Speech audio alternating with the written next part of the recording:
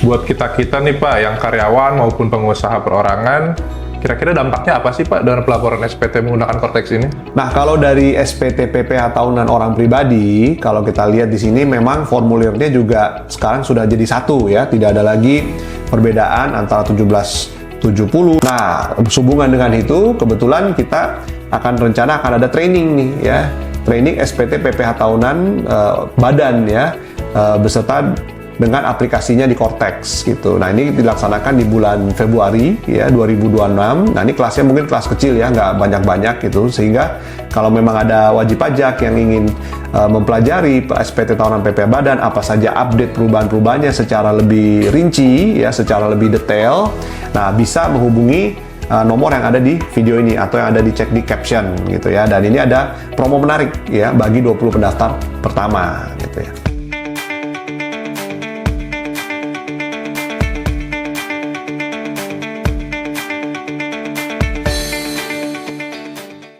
Halo para wajib pajak, kembali lagi di sesi tanya jawab bareng Dr. Mulyono, ruang ngobrol santai seputar perpajakan, akuntansi, keuangan, dan juga hukum. Di episode kali ini, kita akan bahas topik yang sangat menarik dan pastinya relevan banget buat para wajib pajak.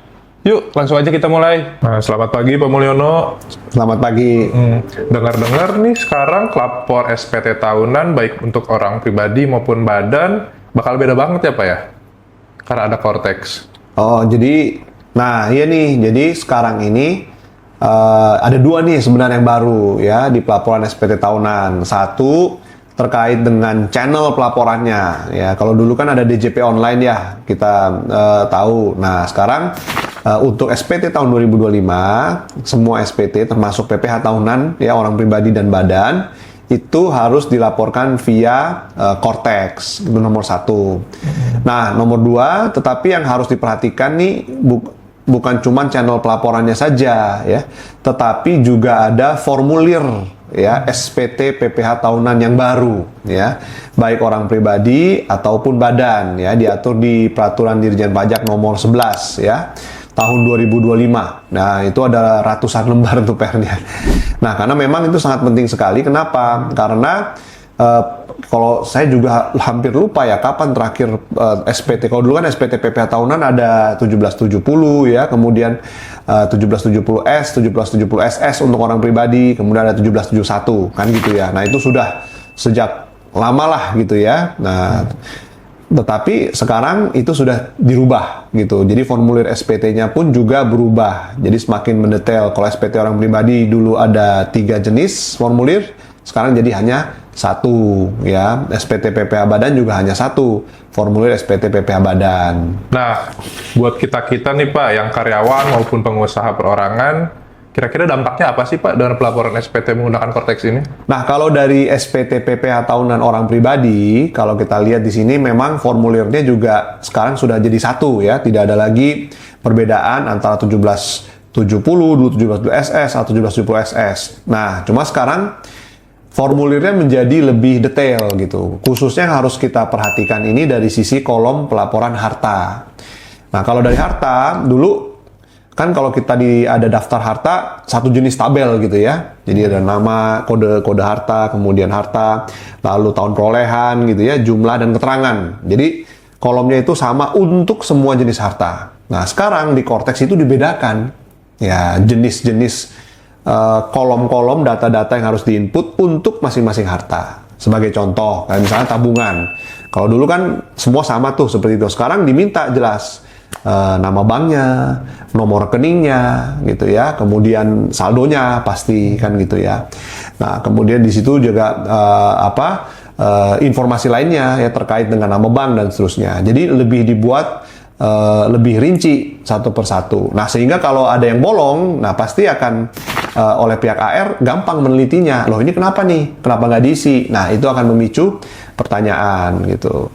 Nah, jadi kalau begitu contoh misalkan aset yang lain bahkan ya seperti harta, misalnya harta yang tidak bergerak begitu ya, properti. Nah, sekarang informasinya harus dicantum juga luas tanah, luas bangunan, itu ada kolomnya khusus.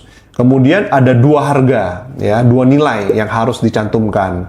Nilai perolehan dan juga nilai saat ini. Jadi ada dua harga nih untuk satu jenis satu baris harta itu.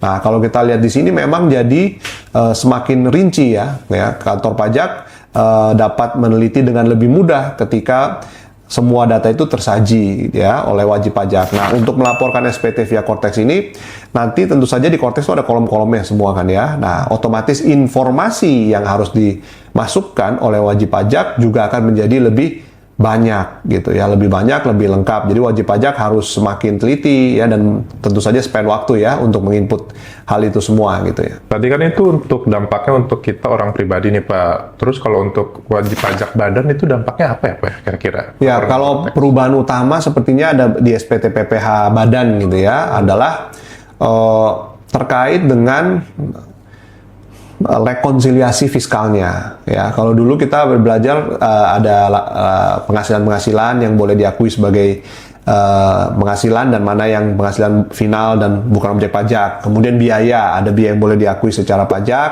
dan mana yang tidak. Nah, gitu ya.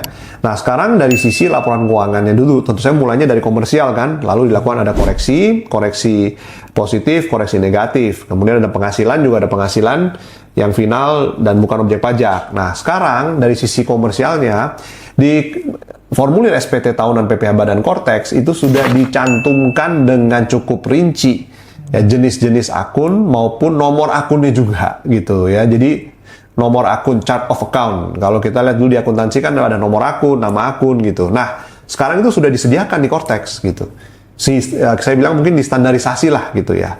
Nah, sehingga wajib pajak perlu melakukan mapping gitu, atau mungkin bahkan menyesuaikan saja dengan menggunakan akun nomor akun yang ada di Cortex kalau bisa gitu ya. Nah, kemudian yang kedua adalah terkait dengan format rekonsiliasinya. Jadi sekarang itu harus setelah dirincikan secara komersial. Nah, kalau dulu kan koreksi positif negatif itu langsung ditotalkan saja kan begitu ya untuk masing-masing jenis koreksi. Contohnya adalah ini koreksi pajak penghasilan kolomnya 1, tapi kita nggak tahu nih pajak penghasilan itu dicatat di sebelah mana di bagian biaya.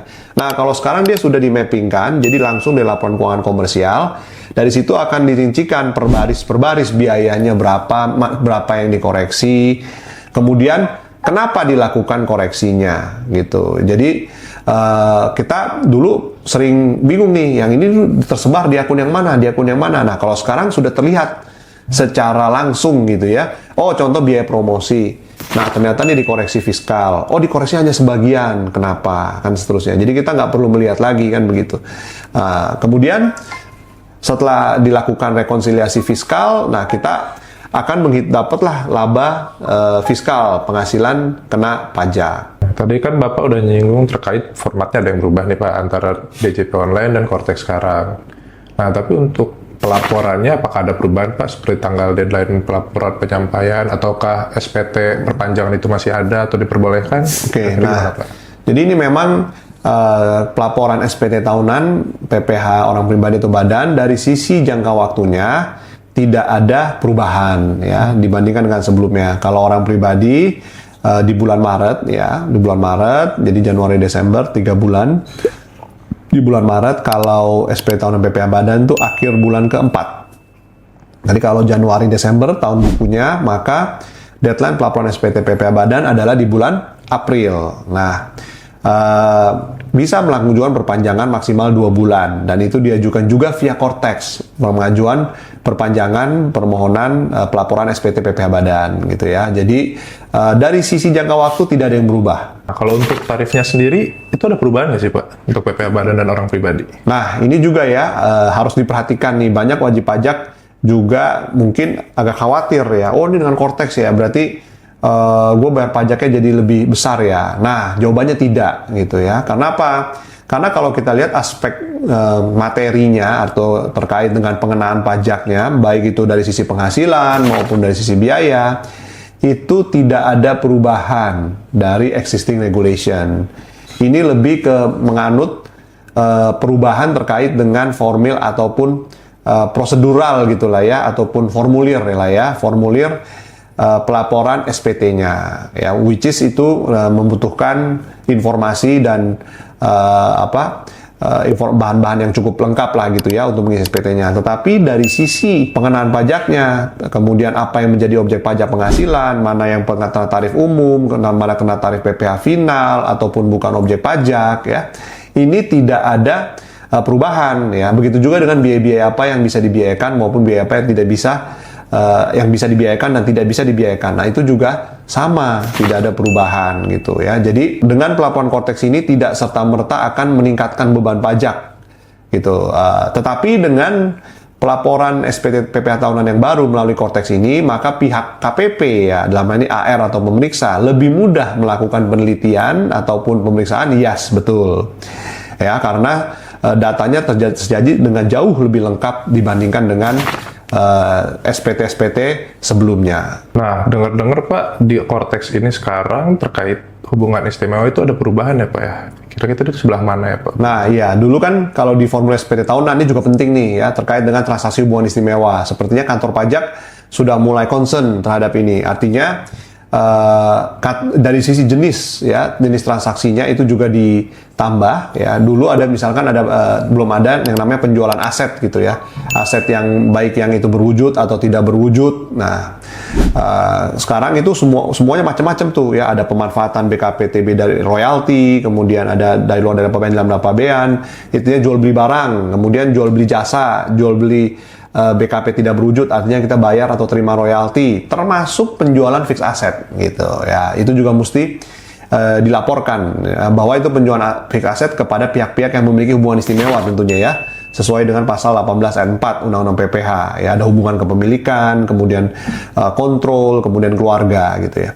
Nah, tetapi selain itu juga metodenya gitu. Nah, dulu itu kayak kita kenal ada metode transfer pricing yang umum ya, seperti CUP ya, controllable uncontrolled price, kan ada tuh TNMMM ya, profit split method dan seterusnya. Tapi sekarang juga ditambahkan ada business valuation ya, atau asset valuation.